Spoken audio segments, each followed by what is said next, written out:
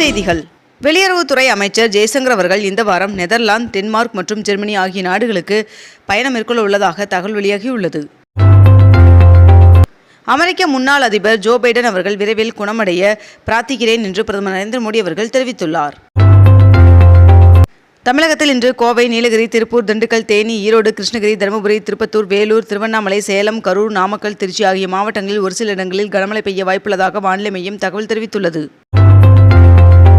சிக்கிம் மாநில அந்தஸ்து பெற்றதன் 50வது ஆண்டு விழா கொண்டாட்டங்களில் பங்கேற்பதற்காக பிரதமர் நரேந்திர மோடி அவர்கள் மே 29ஆம் தேதியன்று சிக்கிம் செல்ல வாய்ப்புள்ளதாக தகவல் வெளியாகியுள்ளது.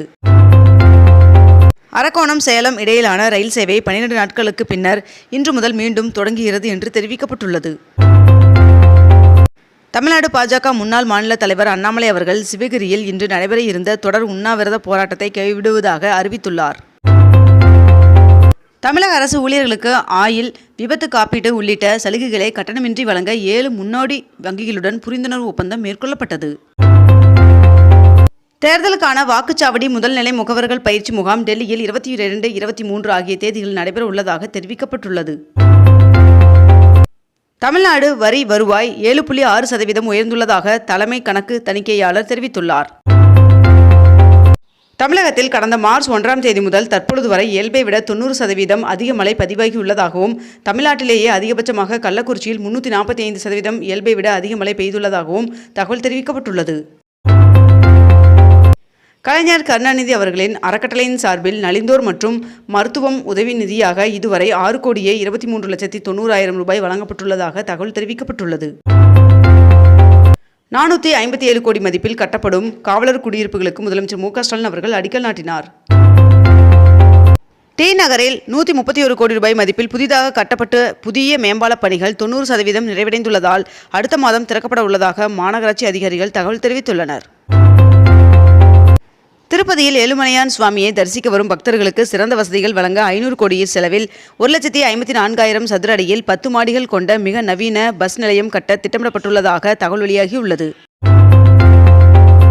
அரசு பள்ளி ஆசிரியர்களுக்கு வகுப்பறை பயன்பாட்டிற்கான கைப்பிரதி பாடநூல்கள் வழங்க பள்ளிக் கல்வித்துறை அனுமதி வழங்கியுள்ளது. 22 கேரட் ஆபரண தங்கத்தின் விலை சவரனுக்கு 280 ரூபாய் அதிகரித்து 1 சவரன் 70,040 ரூபாய்க்கு விற்பனையாகிறது. அதேபோல் 1 கிராம் வெள்ளியின் விலை கிராமிற்கு 1 ரூபாய் அதிகரித்து 1 கிராம் வெள்ளி 109 ரூபாய்க்கு விற்பனை செய்யப்பட்டு வருகிறது. தமிழ்நாட்டில் பொறியியல் படிப்புகளில் சேர விண்ணப்ப பதிவு தொடங்கிய நிலையில் 10 நாட்களில் 2 லட்சம் மாணவர்கள் விண்ணப்பித்துள்ளதாக தகவல் தெரிவிக்கப்பட்டுள்ளது. மருதமலை சுப்பிரமணிய சுவாமி கோவிலின் அடிவாரத்தில் ஆசியாவிலேயே மிக உயரமான 184 அடியில் முருகன் சிலை அமைக்கும் பணிக்கான நடவடிக்கைகள் வெகு விரைவில் மேற்கொள்ளப்படும் என்று அமைச்சர் சேகர்பாபு அவர்கள் தெரிவித்துள்ளார். இந்தியாவின் கூட்டாட்சி அமைப்பு மாநில சுயாட்சியை பாதுகாக்க முன்வர வேண்டும் என்று மேற்கண்ட இந்த 8 மாநில முதலமைச்சர்களுக்கு முதலமைச்சர் மு.க. ஸ்டாலின் அவர்கள் கடிதம் எழுதியுள்ளார். திருச்செந்தூர் அருள்மிகு சுப்பிரமணிய சுவாமி திருக்கோவிலில் வருகின்ற ஜூன் 9ஆம் தேதி வைகாசி விசாக திருவிழா நடைபெற உள்ளது. கொடைக்கானல் பிரையண்ட் பூங்காவில் வருகின்ற 24ஆம் தேதி மலர் கண்காட்சி தொடங்கும் என்று அம்மாவட்ட ஆட்சியர் அறிவித்துள்ளார். கடந்த 10 ஆண்டுகளில் இல்லாத அளவிற்கு 2021ஆம் ஆண்டு முதல் 24ஆம் ஆண்டு வரை சராசரியாக 5.66% வேளாண் வளர்ச்சி அடைந்து சாதனை படைத்துள்ளதாக தெரிவிக்கப்பட்டுள்ளது. நெல்லையை சேர்ந்த 6 வயது சிறுமி லலித் ரேணு அவர்கள் உலகின் மிக உயரமான எவரெஸ்ட் சிகரத்தின் 18,000 அடி உயர பேஸ் கேம்பை அடைந்து சாதனை படைத்துள்ளார். ரஷ்யா உக்ரைன் போர் நிறுத்தம் குறித்து அமெரிக்கா பேச்சுவார்த்தை நடத்த உள்ளதாக தகவல் வெளியாகியுள்ளது. வருகின்ற ஆகஸ்ட் 15ஆம் தேதி முதல் அரசு பேருந்துகளில் பெண்கள் இலவசமாக பயணிக்கலாம் என்று ஆந்திர மாநில முதலமைச்சர் தெரிவித்துள்ளார். தமிழக அரசின் தொழில் முனைவோர் மேம்பாடு மற்றும் புத்தாக்க நிறுவனம் சென்னையில் தங்க நகை மதிப்பீட்டாளர் பயிற்சியானது இன்று தொடங்கி வருகின்ற 23ஆம் தேதி வரை 5 நாட்கள் நடைபெற உள்ளதாக தெரிவிக்கப்பட்டுள்ளது. நாடாளுமன்றத்தில் சிறந்த பங்களிப்பை அளித்தமைக்காக திருவண்ணாமலை நாடாளுமன்ற உறுப்பினர் CN அண்ணாதுரை அவர்களுக்கு சன்சத் ரத்னா தேசிய விருது அறிவிக்கப்பட்டுள்ளது. சென்னை விமான நிலையத்தில் ஜூன் 1ஆம் தேதி முதல் இண்டிகோ நிறுவனத்தின் சிறிய ரக விமானங்கள் புறப்பாடு 4வது முனையத்திற்கு மாற்றப்பட இருப்பதாக அதிகாரிகள் தெரிவித்துள்ளனர். திருவல்லிக்கேணி பார்த்தசாரதி சுவாமி கோவிலில் சனிக்கிழமை நாள் முழுவதும் அன்னதானம் வழங்கும் திட்டத்தை துணை முதல்வர் உதயநிதி ஸ்டாலின் அவர்கள் தொடங்கி வைத்தார். அரசு பள்ளி மாணவர்களின் ஆங்கில மொழி திறன்களை மேம்படுத்த லெவல் அப் திட்டம் செயல்படுத்தப்பட உள்ளதாக தகவல் வெளியாகியுள்ளது. ஒரு காலத்தில் இராணுவ தடவாளங்களை இறக்குமதி செய்த நிலை மாறி நாம் தற்பொழுது இராணுவ தடவாளங்களை ஏற்றுமதி செய்கிறோம் என்று ஒன்றிய அமைச்சர் முருகன் அவர்கள் தெரிவித்துள்ளார். வருகின்ற ஜூலை 7ஆம் தேதி மகா கும்பாபிஷேகத்தையொட்டி திருச்செந்தூர் அருள்மிகு சுப்பிரமணிய சுவாமி திருக்கோவிலில் கும்பாபிஷேகத்திற்கான யாகசாலை முகூர்த்த கால் நடும் விழா நடந்தது. பால்வளம் மீன்வளத்துறை செயல்பாடுகளில் தமிழ்நாடு முன்னணி மாநிலமாக திகழ்கிறது என்று தெரிவிக்கப்பட்டுள்ளது. தமிழ்நாடு முழுவதும் சாலை ஓரங்களில் உள்ள பாதுகாப்பு இல்லாத இடங்களை ஆய்வு செய்ய உத்தரவு பிறப்பிக்கப்பட்டுள்ளது. சேலம் பெரியார் பல்கலைக்கழகத்தில் புதிய துணைவேந்தரை தேர்வு செய்ய அறிக்கை வெளியிடப்பட்டுள்ளது. ஜூன் 10ஆம் தேதிக்குள் விண்ணப்பிக்கலாம் என்றும் அழைப்பு விடுக்கப்பட்டுள்ளது. அரபிக் கடல் பகுதியில் வருகின்ற 22ஆம் தேதியில் புதிய காற்றழுத்த தாழ்வு பகுதி உருவாகக்கூடும் என்று வானிலை ஆய்வு மையம் தகவல் தெரிவித்துள்ளது. RBI புதிய ஆளுநர் சஞ்சய் மல்ஹோத்ரா அவர்களின் கையெழுத்துடன் கூடிய புதிய 20 ரூபாய் நோட்டுகளை வெளியிட உள்ளதாக தகவல் வெளியாகியுள்ளது.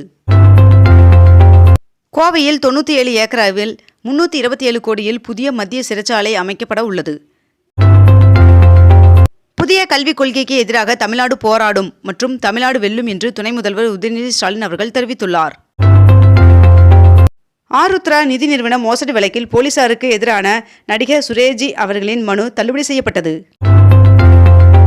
திருப்பதி ஏழுமலையான் சுவாமிக்கு வைரங்கள் மற்றும் ரத்தினங்கள் பதிக்கப்பட்ட 5 கிலோ எடை கொண்ட தங்க கை கவசம் நன்கொடையாக வழங்கப்பட்டுள்ளது.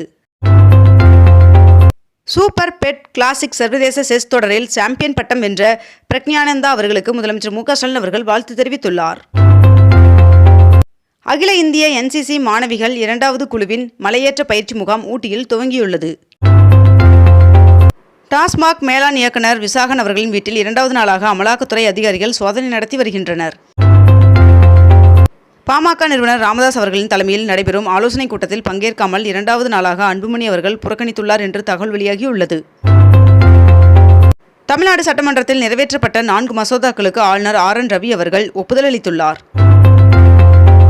34 அரசு ஊழியர்களின் பதவி உயர்வு ஆணைகளை வழங்கி அரசு அறிவிப்புகளை விரைந்து முடிக்க அமைச்சர் அனிதா ராதாகிருஷ்ணன் அவர்கள் அறிவுறுத்தியுள்ளார். அதிமுக பொதுச் செயலாளர் எடப்பாடி பழனிசாமி அவர்களின் தலைமையில் சென்னையில் வருகின்ற மே 29 மற்றும் 30 ஆகிய தேதிகளில் அதிமுக மாவட்ட செயலாளர்கள் கூட்டம் நடைபெறும் என்று தெரிவிக்கப்பட்டுள்ளது. ஹாங்காங், சிங்கப்பூரில் COVID-19 தொற்று எண்ணிக்கை அதிகரித்துள்ளதாக தகவல் வெளியாகியுள்ளது. 10 மற்றும் 11ஆம் வகுப்பு மாணவர்கள் மே 19ஆம் தேதி தற்காலிக மதிப்பெண் சான்றிதழை அவர்கள் பயின்ற பள்ளியிலேயே பெற்றுக்கொள்ளலாம் என்று அரசு தேர்வுகள் இயக்கம் அறிவித்துள்ளது. இத்துடன் இன்றைய தலைப்புச் செய்திகள் நிறைவடைகின்றன. மேலும் இதுபோன்ற அண்மை தகவல்களை உடனுக்குடன் தெரிந்து கொள்ள அக்னிபூ சேனலை சப்ஸ்கிரைப் செய்து கொண்டு தொடர்ந்து இணைந்திருங்கள். நன்றி, வணக்கம்.